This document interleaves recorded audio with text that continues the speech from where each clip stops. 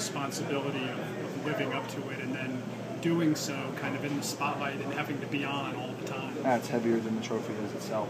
I think there's a lot of responsibility, a lot of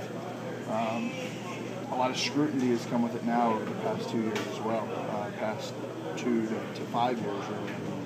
So I mean that's going to come with it obviously, and it's a lot of weight to have on your shoulders, but it's part of what comes with winning that trophy for sure. What do you learn about yourself in that kind of process? I mean, you learn a lot. You learn about how close you are with a lot of people around you too. I learned how close I was with my family and with my friends, and who was really my friends and who was really just hanging around because it was fun to hang around. So you learn a lot about yourself. You learn a lot about the people around you, and how people treat you is always is a funny way to see the before and the after.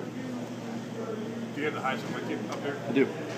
I wanted to get it in my house for the first time and actually get to be around it a little bit and see it every day. And it's a great feeling waking up, walking out the door, seeing that, and starting off the day thinking of so many memories and so much fun that I had over the past couple of years of my life. And really, that trophy is a big influence on why I'm here sitting in this locker room talking to you guys today.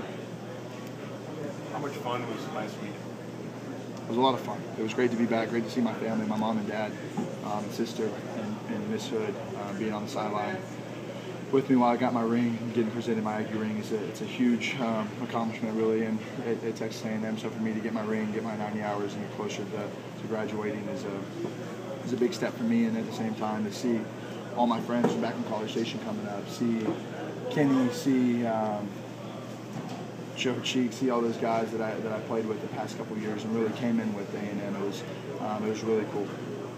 Did you miss it? I mean, did you miss school? Did you miss that whole? I don't think I missed school, but I miss those guys in the locker room. I miss Coach Sumlin. I think it's fair for me to say that I miss college life, but this is a decision that I made, and I knew very well going into the draft last year that it was going to be different for me and going to be a time for me to grow up. And that's the path I chose. And if I wanted to stay in college and sleep in and go to class and horse around like I was doing the past couple of years, then I should have stayed. What's the biggest difference between an NFL locker room and, say, a Texas A&M? It's just different. I mean, guys, you come in with a 25-person class that you're with there for 4 or 5 years, really. And here, I mean, you kind of get a different mix of rookies coming in. It's a little smaller class, and everybody here goes home to their families. They've got a lot of other things going on in college. You're in the same class with some of the guys. You're doing the same things on campus. You're doing the same things outside of football too. So I feel like you're a lot more of a tight-knit group in college. But at the same time, there's still a lot of love in this locker room, and there's a lot of that in the NFL locker room. I still feel. You got a Heisman vote now. You're going to watch college football even closer than you did before. I watch it just as much as I do if I can get the time. So I mean, on Saturdays we get out of here at a pretty decent time if we're not traveling and get a chance to go home and watch it during the day a little bit. So I know last night I was tuned in. I've really been tuned into as many games as I can check. Rick Horton said he expects to see more of you on Sunday, especially coming out of the bye. Maybe you guys did some extra stuff.